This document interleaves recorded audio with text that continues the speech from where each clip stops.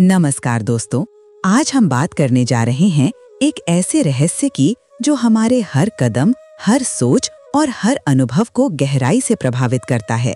कर्मों का लेखा जोखा और हमारी जिंदगी में होने वाली आकस्मिक घटनाएं। आपने कभी सोचा है कि क्यों अचानक कुछ लोगों के साथ अच्छे बुरे हादसे घट जाते हैं? क्यों किसी को बिना मेहनत के अचानक बड़ा लाभ मिल जाता है तो कोई बिना वजह गहरी परेशानी में पड़ जाता है? क्या ये केवल संयोग है या इसके पीछे कोई अदृश्य व्यवस्था काम करती है? शास्त्र कहते हैं ये सब हमारे कर्मों का परिणाम है। वैदिक वाङ्मय में साफ कहा गया है, कर्मणैव ही संसिद्धि ही, कर्म द्वारा ही सिद्धि प्राप्त होती है। यानी हम जैसा बोते हैं वैसा ही काटते हैं। कर्म सिर्फ हमारे किए गए कार्य नहीं, हमारी सोच, हमारी भावनाएं और हमारा इरादा भी कर्म कहलाता है। गीता में श्री कृष्ण ने अर्जुन से कहा, कर्मण्येवाधिकारस्ते मा फलेषु कदाचन। हमें केवल कर्म करने का अधिकार है, फल पर नहीं। फल तो उस अदृश्य ब्रह्मांडीय व्यवस्था के हाथ में है जिसे हम समझ नहीं पाते। कर्म 3 प्रकार के होते हैं। पहला, संचित कर्म। ये वे कर्म हैं जो अनादिकाल से हमारी आत्मा पर संचित हैं और जिनका फल अभी भोगा नहीं गया। दूसरा, प्रारब्ध कर्म। यही संचित कर्म जब फल देने को तैयार होते हैं तो हमारा वर्तमान जीवन बनते हैं। हमारा जन्म, हमारा परिवार, हमारा शरीर, हमारी परिस्थितियां सब प्रारब्ध का ही खेल है। और तीसरा, क्रियमाण कर्म। ये वो कर्म है जो हम अभी कर रहे हैं, जो आगे के संचित कर्मों में जुड़कर हमारे भविष्य को गढ़ेंगे। यही वजह है कि जो घटनाएं हमें आकस्मिक या अचानक लगती हैं, वे वास्तव में हमारे प्रारब्ध का ही उदय होती हैं। पुराणों में इस विषय पर अनगिनत उदाहरण हैं। भागवत पुराण में कहा गया है, यदृच्छया लब्ध संतोषः। जो कुछ हमें मिलता है वो यदृच्छा यानी संयोग जैसा लगता है, पर वास्तव में ये पूर्वकृत कर्मों का ही फल है। अजामिल की कथा याद कीजिए। उसने युवावस्था में कई पाप किए, पर मृत्यु समय अनजाने में नारायण नाम लिया और विष्णु दूतों ने उसे नरक से बचा लिया। यह दिखाता है कि सत्कर्म और भगवान का स्मरण संचित पापों को भी शुद्ध कर सकता है। गरुड़ पुराण में यमलोक का विस्तार पूर्वक वर्णन है, जहां यमराज के दूत चित्रगुप्त हर जीव के कर्मों का लेखा रखते हैं। मृत्यु के बाद आत्मा को उन्हीं कर्मों के आधार पर स्वर्ग या नरक का अनुभव करना पड़ता है। विष्णु पुराण भी कहता है, कर्मानुगुणम लोकः। जीव का अगला गमन उसके कर्मों के अनुसार ही होता है। उपनिषदों में भी यही बात कही गई है।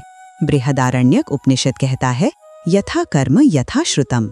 मनुष्य का अगला जन्म उसके कर्म और ज्ञान पर आधारित होता है। कठोपनिषद में यमराज नचिकेता से कहते हैं कि आत्मा अमर है, शरीर नश्वर। आत्मा अपने कर्मों का फल लेकर नए शरीर में प्रवेश करती है। महाभारत में भीष्म पितामह कहते हैं कि कर्म ही असली देवता है, वही नियंता है। गीता में कृष्ण अर्जुन से कहते हैं, गहना कर्मणो गति ही। कर्म की गति बड़ी गूढ़ है। अब सवाल उठता है, अगर सब ईश्वर की इच्छा से होता है तो हमारा कर्म क्या मायने रखता है? कृष्ण समझाते हैं कि ईश्वर ने मनुष्य को स्वेच्छा और विवेक दिया है। प्रारब्ध कर्म का फल तो हमें भोगना ही होगा, पर हम वर्तमान में जो क्रियामाण कर्म कर रहे हैं उनसे भविष्य के संचित कर्म बदल सकते हैं। ठीक वैसे जैसे किसान पिछले मौसम में बोए बीज का फल तो पाएगा ही, पर अगले मौसम के लिए नए बीज बो सकता है। जब कोई दुर्घटना होती है या कोई अचानक बड़ी सफलता पाता है, हम कहते हैं संयोग, लेकिन पुराण कहते हैं ये पूर्वकृत कर्मों का ही उदय है।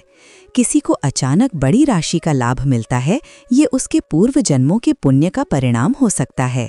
किसी को अचानक बीमारी घेर ले, ये पूर्व पाप या संचित ऋण का फल हो सकता है। पर ये केवल दंड या इनाम नहीं, बल्कि आत्मा को शुद्ध करने का अवसर है। शास्त्र कहते हैं कि कर्म फल 3 कालों में मिलता है। पहला, इसी जन्म में, जैसे दान पुण्य का तुरंत मिलने वाला सुख। दूसरा, मृत्यु के बाद स्वर्ग या नरक के अनुभव के रूप में। और तीसरा, पुनर्जन्म में, जब संचित कर्म अगली देह में फलित होते हैं। कुछ कर्म तुरंत फल देते हैं, इसे दृष्ट फल कहते हैं, और जो समय लेकर फल देते हैं उन्हें अदृष्ट फल कहा जाता है। गरुड़ पुराण में चित्रगुप्त का उल्लेख प्रतीकात्मक है, अर्थात ब्रह्मांडीय चेतना हर तरंग को संजोती है। आधुनिक दृष्टि से देखें तो ये कॉस्मिक रिकॉर्ड या आकाशिक रिकॉर्ड जैसा है, जिसमें हर विचार और हर क्रिया की छाप दर्ज होती है। अब एक और बड़ा सवाल, अगर सब पहले से लिखा है तो क्या हमें कुछ करने की जरूरत है? उत्तर है हाँ, प्रारब्ध तो भोगना ही होगा, पर वर्तमान कर्मों से हम भविष्य को बदल सकते हैं। यही स्वतंत्र इच्छा और भाग्य का संतुलन है, और यही वजह है कि शास्त्र कहते हैं निष्काम कर्म यानी फल की आसक्ति बिना किया गया कार्य सबसे श्रेष्ठ है। कर्म बंधन से मुक्ति का मार्ग भी पुराण और उपनिषद बताते हैं। निष्काम कर्म के साथ भक्ति योग, ज्ञान योग, ध्यान और सत्संग के द्वारा मनुष्य कर्म फल के बंधन से ऊपर उठ सकता है। गीता में कहा गया है, योगस्थः कुरु कर्माणि संगम त्यक्त्वा धनंजय। योग में स्थित होकर कर्म करो, आसक्ति त्याग कर। ऐसा करने से कर्म फल आत्मा को बांध नहीं पाता। आज आधुनिक मनोविज्ञान भी कहता है कि हर विचार और हर क्रिया हमारे अवचेतन में छाप छोड़ती है, जो आगे हमारे व्यक्तित्व और परिस्थितियों को गढ़ती है। यह वही सिद्धांत है जो शास्त्रों ने हजारों साल पहले कर्म के नाम से बताया।